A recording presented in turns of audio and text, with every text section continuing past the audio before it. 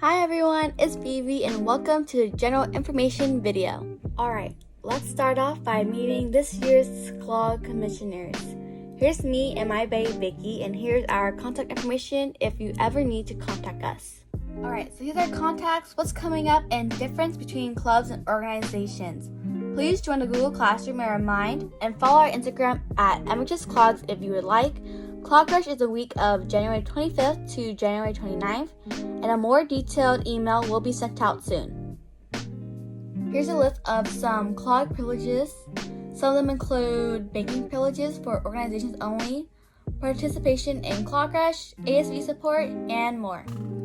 The role of the faculty advisor. Some of the responsibilities of the faculty advisor include always overseeing official virtual meetings and events, overseeing any withdrawals and deposits to your CLOG account if you are an organization. Strikes. Strikes are to ensure your CLOG is staying active during the school year.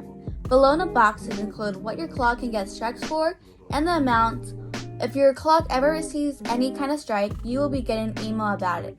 Remember that if more than 3 strikes is accumulated, your CLOG will be considered for disbandment. Alright, let's move on to the finances. Deposits. Whenever your CLOG raises any funds, be sure to deposit the money to Mr. Hollenbeck as soon as you can, especially because it is the first thing you should be doing with the funds. To do deposits, visit Mr. Hollenbeck on Wednesdays from 8 to 4, but please email him beforehand, that way he knows. Purchases for student body funds. Any purchase your CLOG makes must be pre-approved. If it is not pre-approved, there is no guarantee of reimbursement. Pre-approval can be done by doing a purchase order if you want to be reimbursed. Requests for purchases or reimbursements must be accompanied by an original invoice or receipt. Your student body funds cannot go towards monetary prizes. Out-of-pocket expenses. All purchase orders out of pocket over $150 require the approval signature of the principal or assistant principals. Do not include personal purchases on the same receipt as the purchase for reimbursements.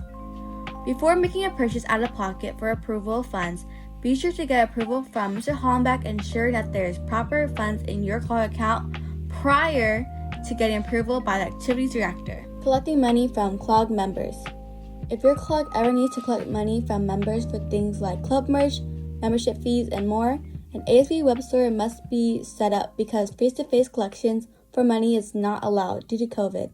Go to tinyurl.com/ASB web store app to start setting it up. Filling out a purchase order sheet. Here's how to fill it out. First box is your account number. Second is the company, address, phone number, and fax. Third is the amount of each type of item that's being purchased. Fourth is the exact name of the items. And please put different types of items on different lines. Fifth box is the unit price of the type of item. And finally, the last box is the total price of each type of item. Fundraisers. All fundraisers are required to be approved before the event occurs. The process is done by filling out a fundraiser request 2 weeks in advance, then getting approval by Mr. Beneha. Once the fundraiser is ended, all the funds raised needs to be deposited immediately. Some examples of allowed fundraisers include restaurants, concession sales, and so on. Examples of prohibited fundraisers include raffles, rental of district-owned equipment, and more. Continuing fundraisers. When collecting money for a fundraiser, there needs to be transparency in regard to anything you do with charities or organizations. Remember, all fundraisers must be approved before the event occurs. Conducting your CLOG meetings. To make your minutes, make a copy of the CLOG minutes template and rename it to your CLOG name and then minutes template. Minutes are due at the end of every month via Google Classroom. Parliamentary procedure. During your meetings, be sure to be inclusive, have control, and acceptance. When voting, you can use phrases such as I move to and I second that. And once the vote is done, start discussion. And get a majority votes by using phrases like I and nay. Remember, minutes are legal documents, so check them before turning it in. Meeting minutes. This is an example of what your template looks like. So during your meetings, your secretary would be changing the highlighted areas to pertain to your CLOG. Be sure all your minutes documents names is in the format of your CLOG name and then the date of the meeting. Minutes. Approval of funds.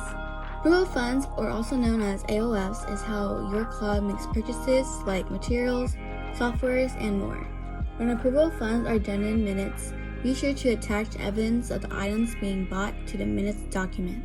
Constitution changes. If your CLOG ever needs to make any constitutional change, like in any advisor or officer changes, fixing an amendment, or anything else, it is all done so in your minutes. The minutes must include the reason for the change, CLOG vote, and the advisor and Mr. Maneja's signature of approval. And this brings us to the end of the general information video. You may now continue on to the policies or virtual environment video. Stay safe and have a great day.